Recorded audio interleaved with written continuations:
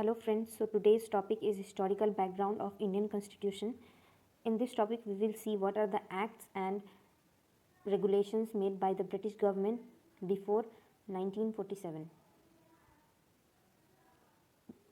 The British came to India in 17th century for trade, but eventually it gained interest on its power and they started gaining power by bringing various laws, rules and regulations.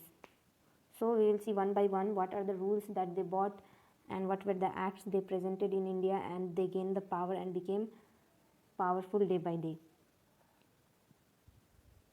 The first act was the Regulating Act of 1773. It was the first step by the British Parliament to control and regulate the affairs of East India Company. The Governor of Bengal was known as the Governor General of Bengal. Warren Hastings was the first Governor General of Bengal, and Supreme Court was established for the first time, and the Court of Directors were there to report its revenue. Pitt's India Act of 1784. This differentiated the commercial and political function of the country. Court of Director controlled the commercial functions and Board of Control were controlling the political affairs. The company territory was called as the British possession in India. The another act was the Charter Act of 1833. In this act, the Governor General of Bengal became the Governor General of India, and the first Governor General of India was Lord William Bentinck. This was the final step towards centralization in British India, and the British India Company ended its commercial body and it became purely an administrative body. The another act was the Charter Act of 1853, in which the legislative and the executive function of the Governor General Council were separated, and a new system was introduced that was of open competition. The another act was of Government of India Act of 1858. In this act, the company rule was ended and the rule of crown came in India.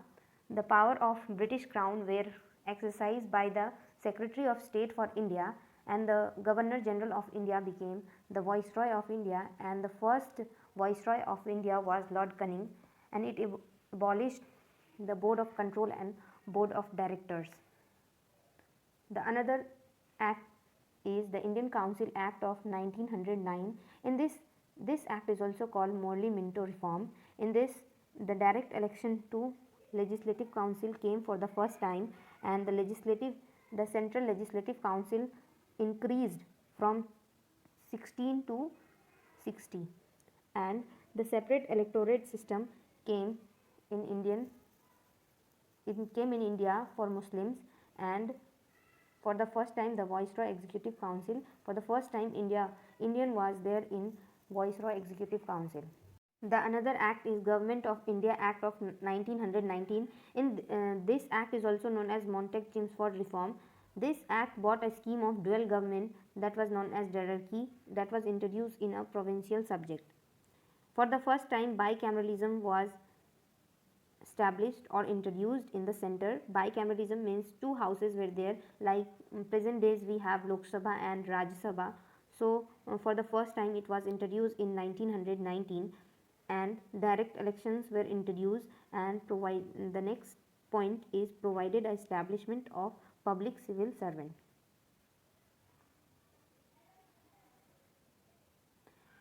The another is the Government of India Act of 1935. It was very important for all the Indian. It is taken in the Constitution. Many parts of this are taken in our Indian Constitution. This act provided for the establishment of all India Federation consisting of province and princely state as unit. It had three lists. It has three lists: federal list, provincial list and concurrent list. The federal list consists of 59 items, provincial list consists of 54 items, and concurrent list for both the provincial and the center consists of 36 items. And in this act they abolished the system of diarchy. It introduced bicameralism in 6 out of 11 provinces. The 6 were Assam, Bengal, Mumbai, that was called as Bombay, Bihar, Madras and United Province, and established a federal court and abolished the Council of India. The next is Indian Independence Act of 1947. After this act, our India got independence. It declared India as independent and sovereign state, established a responsible government at both center and state. It assigned a dual function of to the constituent assembly of both the constitution making and of the legislature, and declared this dominant legislature as a sovereign body. Thank you. With this, I would like to end this lecture. Hope you like, share and subscribe.